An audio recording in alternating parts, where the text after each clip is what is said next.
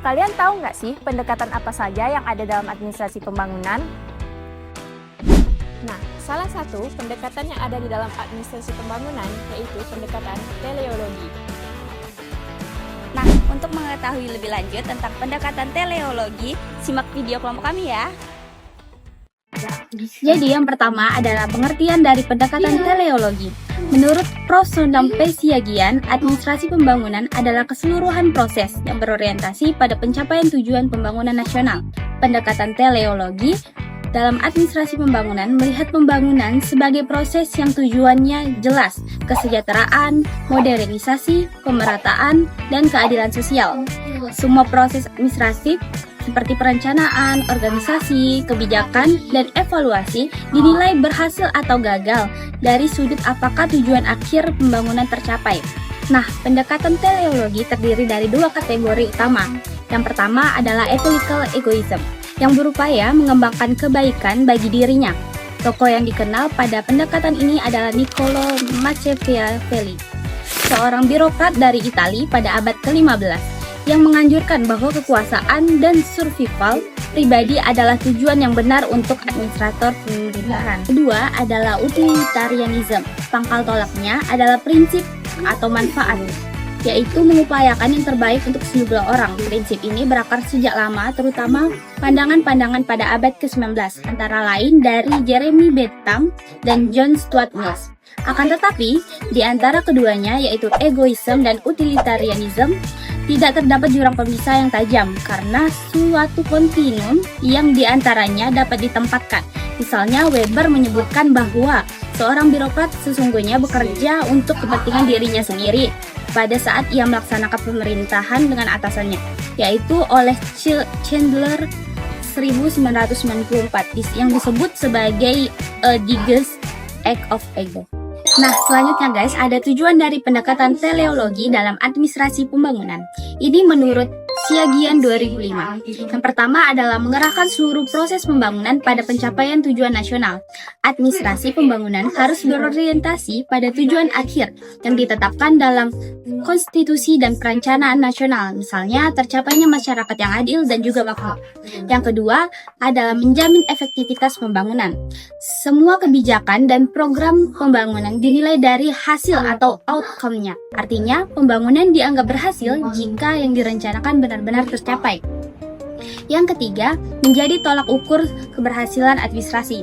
Dengan pendekatan teleologi, administrasi pembangunan diukur sejauh mana tujuan pembangunan itu tercapai. Yang keempat, memberikan orientasi jangka panjang. Teleologi menekankan pentingnya arah atau tujuan ataupun visi pembangunannya, sehingga administrasi tidak terjebak pada kepentingan sesaat, tetapi konsisten menuju sasaran yang strategis. Yang kelima, mengintegrasikan nilai dan kepentingan publik.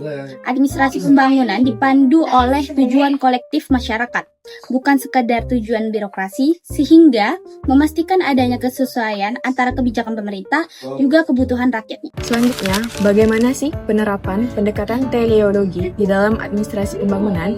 Pendekatan teleologi di dalam administrasi pembangunan menekankan bahwa nilai-nilai moral dan etika yang bersumber dari agama menjadi dasar dalam proses administrasi pembangunan. Dengan kata lain, administrasi pembangunan tidak hanya dilihat dari segi efisiensi dan hasil material semata, tetapi juga harus berlandaskan prinsip-prinsip moral dan kebenaran yang dianggap suci dan universal. Ada juga beberapa poin penting dalam penerapan pendekatan teologi di dalam administrasi pembangunan. Yang pertama, administrasi pembangunan harus berpegang pada nilai-nilai moral dan etika yang diyakini oleh masyarakat dan negara yang bersangkutan.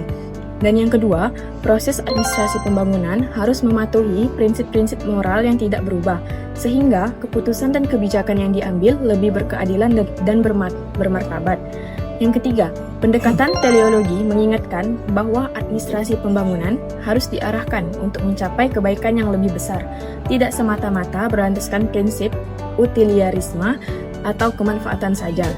Yang keempat, nilai-nilai tentang keadilan sosial dan perbaikan kehidupan masyarakat menjadi ukuran penting dalam mengukur keberhasilan administrasi pembangunan. Di dalam pendekatan teleologi, ada kelebihan dan kekurangannya. Yang pertama, akan saya jelaskan apa saja kelebihannya. kepentingan umum merupakan ukuran penting menurut pendekatan teologi ini. Jadi, kelebihannya yaitu siapa yang menentukan apakah suatu sasaran, ukuran, atau hasil yang dikehendaki didasarkan kepentingan umum dan bukan kepentingan si pengambil keputusan.